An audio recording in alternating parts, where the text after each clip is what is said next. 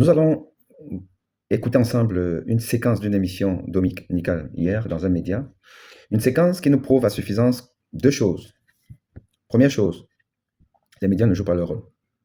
Les médias et les modérateurs et consultants des médias, souvent, ne battent pas en brèche une idée généralement disséminée dans la population, une idée qui veut que un pays peut être gouverné, une alternance, une élection peut être gagnée et devrait être gagnée par des combinaisons qui n'ont rien à voir avec le bilan réel d'un candidat, mais qu'il suffit simplement d'avoir des deals politiques pour gagner une élection. Dans cette émission que vous allez regarder, on magnifie la combine politique. Et on met en avant le fait que le peuple camerounais est un peuple attardé. Nous sommes un bétail qu'on peut balancer au gré des alliances politiques des dirigeants villageois. Écoutez, et vous-même vous comprendrez à quel point le peuple camerounais est réduit à sa plus petite expression. Et même à raison, puisque le peuple, justement, ne veut pas se départir de son état végétatif en termes de réflexion, de pensée. Un président sortant va gagner parce qu'il aura fait des deals politiques, des combinaisons ci et là, et non parce qu'il aura convaincu une population. Le vote communautaire, c'est de ça qu'il s'agit. Un vote villageois. Le peuple camerounais est réduit à voter parce que c'est mon frère du village qui est le représentant d'un bandit qui se trouve à Itoudi. Cette séquence-là, elle est magnifique. Écoutez-la. On a suivi, Thierry m'a dit qu'il ne rencontre plus le président depuis très longtemps. On a suivi également Bello Bouba. Les informations en ma possession font également état de ce que Bello a également courroucé de ce fait. Il n'a plus rencontré le président depuis très longtemps. Alors, si le président demande à ses frères, pour être sur votre ligne, que venez au palais, nous allons discuter à nouveau comme c'était au beau vieux temps, est-ce qu'il peut faire marche arrière? Bon, si le président Paul Biya leur demande de venir le rencontrer, ils vont venir. Ça, c'est sûr. Bon, maintenant, est-ce qu'il peut faire marche arrière? Ça, c'est une autre question. Voilà. Donc, ce qui est sûr, c'est que si le président Paul Biya, qui est leur ennemi, du point de vue de l'âge, qui est le président de la République, leur demande de venir le rencontrer, ils vont venir le rencontrer.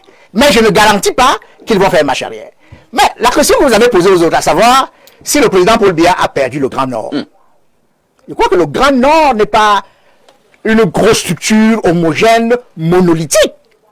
Le président Paul Biya a toujours gagné à l'extrême nord. Faux. Grâce au Grand Nord, grâce au Bello. Il a toujours gagné à l'extrême nord. Je n'ai pas dit grâce à qui. Je n'ai pas dit grâce à qui. Paul Biya non. Je suis contre. Je suis contre. Bello et Chiroma sont de la Benoué. Bello et Chiroma sont de la Benoué. Oui, qu'est-ce que ça veut dire? Et d'ailleurs, on voit très bien que le FSMC, le parti de Chiroma, avait un député un député de Marois qui s'appelle Salmana Abadou Ali. Salmana Abadou Ali a démissionné du FSMC et vous savez très bien que... Non, vous avez parlé et je vous ai pas interrompu. Vous avez parlé, je vous ai interrompu. Je ne peux pas avec qui disent que le président Paul Biya a toujours gagné à l'extrême nord grâce de Bello. Non. Et les autres ont fait quoi? Les autres, c'est qui? Les autres, c'est comment? C'est les gens qui sont de l'extrême nord. Les gens qui sont de l'extrême nord. Comme le président de l'Assemblée nationale. Les gens qui sont de l'extrême nord, comme le président du Conseil économique et social. Les gens qui sont de l'extrême nord, comme le ministre, vous allez voir. Le ministre de l'économie. Il y a des gens à l'extrême nord. Et vous pouvez pas me dire que le président Paul Biya a gagné à l'extrême nord à cause de Bello. Bello est de la Benoué. Il est du nord. Le président, même quand Bello était dans le bateau, a toujours eu des difficultés à gagner au nord. Et donc, nous sommes sereins. Bravo. Nous avons toujours eu des difficultés à gagner au nord. Très bien. Bello et Chiroma étaient toujours dans le bateau. Bravo. Ils ont quitté le bateau. On peut perdre au nord. Mais, papa ici, si le président Paul Biya gagne à l'extrême nord, il gagne au centre, il gagne au sud, il gagne à l'est, il gagne au sud-ouest, l'élection présidentielle est pliée. Et moi, je mets quiconque au défi de montrer que, parce que Bello et Chiroma sont partis, le président ne va pas gagner à l'extrême nord. Bon, on va répondre. Ce n'est même pas sûr que ils vont gagner dans la Benoué. Ce n'est pas sûr. Parce que le maire de Pitoa, qui était le militant du FSMC, qui était le grand financier du FSMC, a démissionné du FSMC. Il a créé le All Cameroonian Congress. Vous voyez? Et tous ces gens qui étaient avec Chiroma ont dit clairement qu'ils supportent le président Paul Biya. Bon. Ce n'est pas sûr qu'on veut le faire comprendre, Messanga, qui rentre toujours à contre-courant. Ah bon? Que- Tu oses me le dire? Ben oui, mais je te l'ai toujours dit. Non, Ce n'est pas une insulte. Non, je ne pas au courant de quoi? C'est à RDPC. à contre-courant du RDPC. RDPC, à Oui. mon courant. Oui. Au moins, je rentre dans la voie du président de la République. Ah bon, très bien. Pire, D'accord, le président. C'est des universitaires, hein? Des hommes politiques universitaires. Lui, il met l'expression des RDPC ici. Mais Laisse-moi. Charlemagne, Je vais quand tu parlais, je n'ai rien dit. S'il te plaît, avec, à deux mois de sous. Pas politique. Avec un modérateur qui ne relance pas, mais où est le bilan? Je dis que le président n'a pas perdu le Grand Nord. Quel est le gain de la population en contrepartie? Et le RDPC va déployer des moyens politiques pour gagner dans la gamme. C'est compris. Ok. Là, il est clair que au Cameroun, l'élection présidentielle au Cameroun ne parle pas de bilan économique, ne parle pas de bilan social, ne parle pas de perspective. On parle des combinaisons, des tripatouillages. On parle de l'électorat en tant qu'un bétail, des moutons qu'on amène à l'abattoir. Deal politique.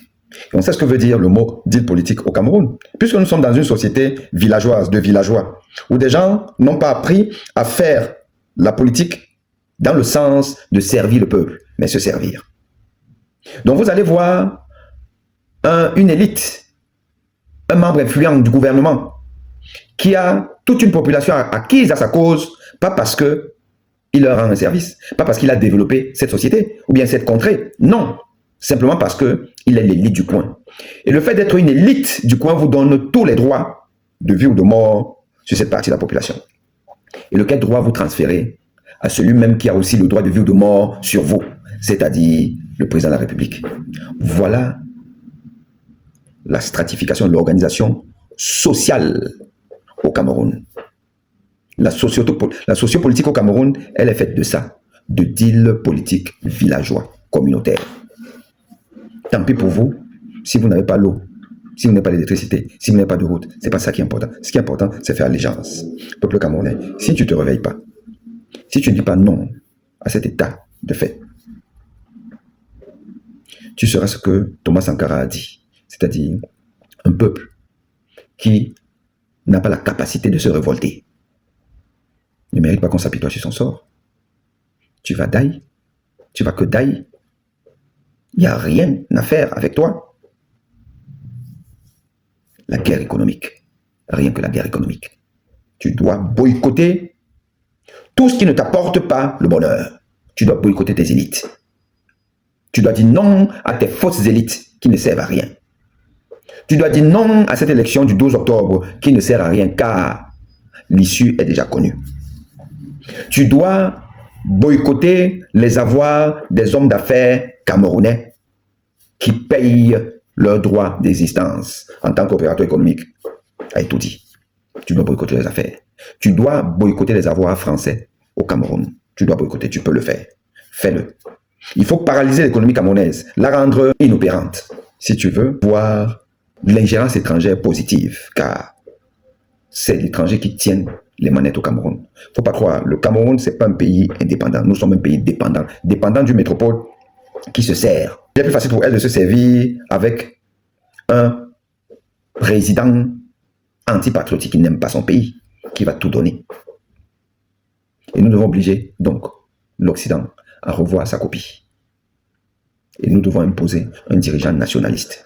C'est de ça qu'il s'agit de la guerre économique. Et rien que la guerre économique. À très bientôt.